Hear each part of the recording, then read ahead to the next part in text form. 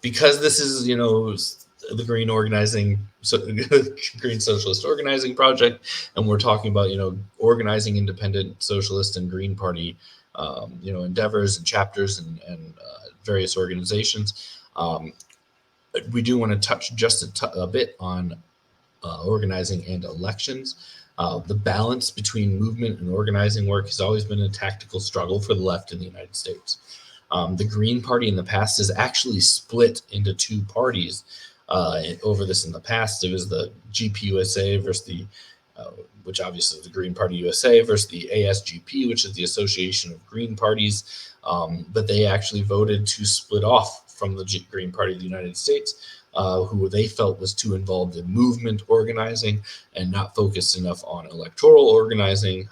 The funny part about that was it was GPUSA who was actually electing candidates successfully, but ASGP split, and then it all came back together with the formation of the Green Party of the United States years later. So when we're talking about organizing in elections, we cannot see it as an either or debate, but two parts of a larger organizing strategy, right? Electoral campaigns have a finite lifespan. They have a beginning and an ending. That means when the campaign ends, everything generally dissipates. Even if it's a recurring campaign that they know they're going to run again in 2 years, there's 2 years where they're most likely taking off, taking a break, slowing down, right? So when these campaigns are often major vehicles of new engagement for Greens and independent socialists, right? When we have a candidate running for something, that's when people are often paying a little bit more attention, and we get new people. But then the campaign ends, and they just kind of float off without the gravitational pull of the party to keep them there. So we've got to make sure if we're running electoral campaigns or we're running issue campaigns with finite lifespans, that we're consciously thinking about and strategizing how to get people, from that campaign into the permanent party. Because while electoral campaigns are, or any kind of campaign tends to have a finite lifespan, the party is the long-term vehicle, right? The party organization is how this thing keeps going year after year, decade after decade. It's just, like I said, it's essential for Greens to be able to transition supporters and volunteers from the campaign to the party, and active movement work can provide that space, right? So when we're talking about movement work versus electoral work, in between elections is where movement work keeps us moving, right? It's where it gives us things to keep going. When December 2024 hits, what's your local chapter going to be doing? It probably is going to be taking a well-deserved breather after what is sure to be a brutal presidential cycle and brutal campaign cycle. But then what are you going to start doing? How are you going to start organizing into 2025?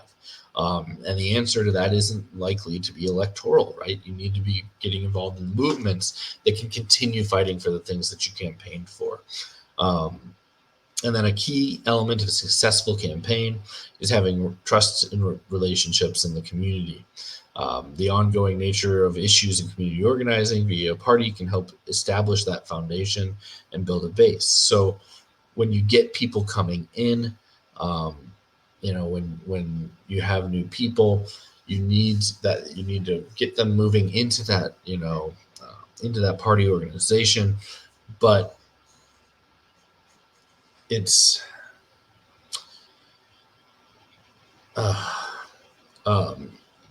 so yeah, you need to get them moving into that party organization. I lost where I was going with that for a second, but and that's how we survive. That's how we grow, right? Otherwise, it's just a jump start and a drop off, a jump start and a drop off, and a jump start and a drop off, and that makes it really hard to grow. So we've got to make that transition.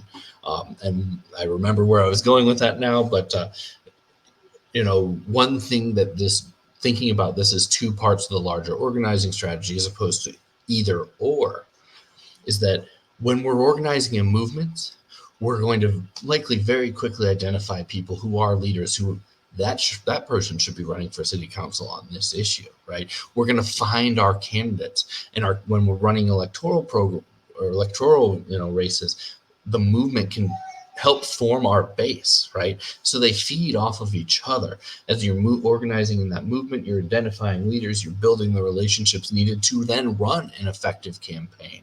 And when you're campaigning, movements provide collaboration opportunities to grow your base, and to increase your support.